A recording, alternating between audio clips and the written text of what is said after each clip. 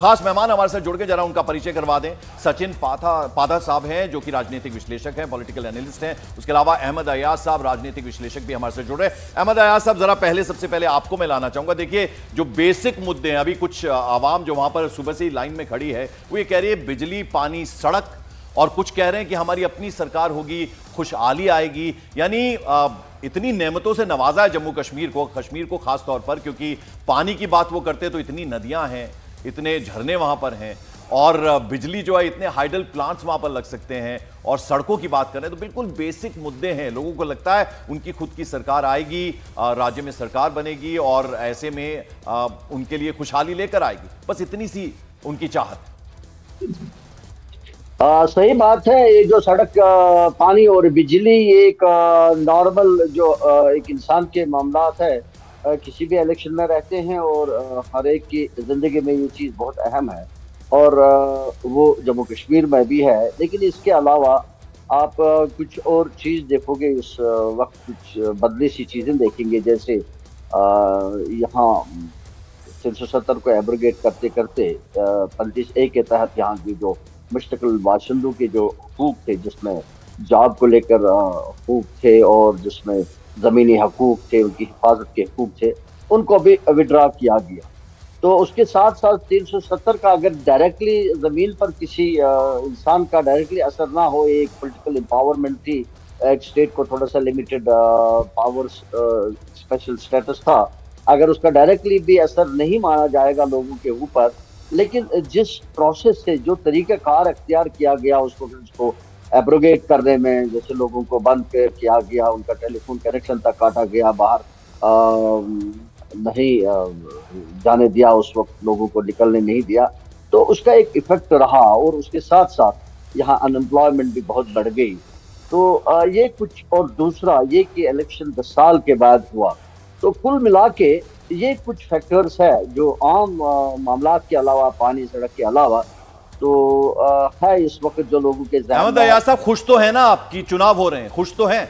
हाँ, नहीं, हाँ, मैं वही कह रहा हूँ। तो इसको लेकर लोगों में आप एक जोश देखोगे, और उसको चलते आप देखोगे कि बहुत सारे लोग इस वक्त इंडिपेंडेंट्स भी लड़ रहे हैं इलेक्शन में, और वो भी बहुत पार्टिसिपेट कर रहे हैं।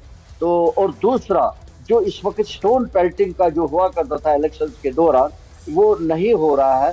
तो वो ये सारे फैक्टर्स कुल मिला के लोगों में एक मौका दिया, उन्होंने कैंडिडेट्स को मौका दिया घूमने का, कैंपेन करने का, और वोटर्स को पार्टिसिपेट करने का। बिल्कुल, और इसी समीकरण को आपसे आगे भी जरूर समझेंगे अहमद साहब। हमारे साथ सचिन जी भी हैं, राजनीतिक विश्लेषक हैं।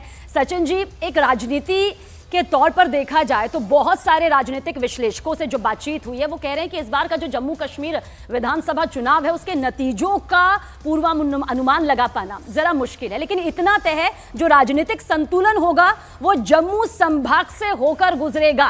बीजेपी क्या दबदबा कायम रखने की वो कोशिश बरकरार कर पाएगी? कांग्रेस क्या फिर से खुद को जम्मू में जो सालों पहले उसका दबदबा हुआ करता था उसे पुनर्जीवित कर पाएगी?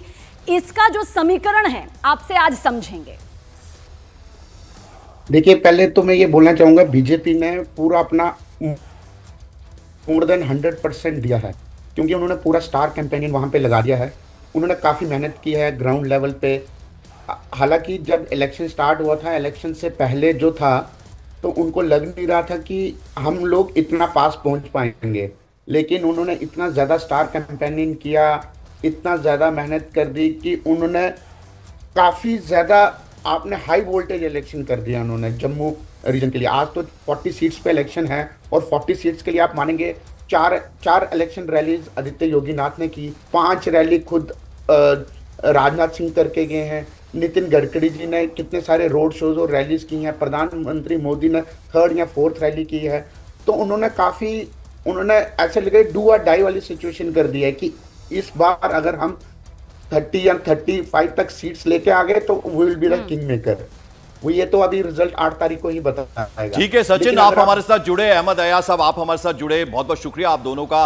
और जैसा कि हम आपको तस्वीरों में दिखा रहे हैं कि सुबह से ही लोग लाइन में लगना शुरू हो गए हैं। 7 बजे का टाइम होता है जब वोटिंग शुरू होती है, और आज भी उम्मीद की जा रही है सबीना की जो पहले 2 राउंड में बम्पर वोटिंग हुई है, कुछ ऐसी तस्वीर आज भी देखने को मिली।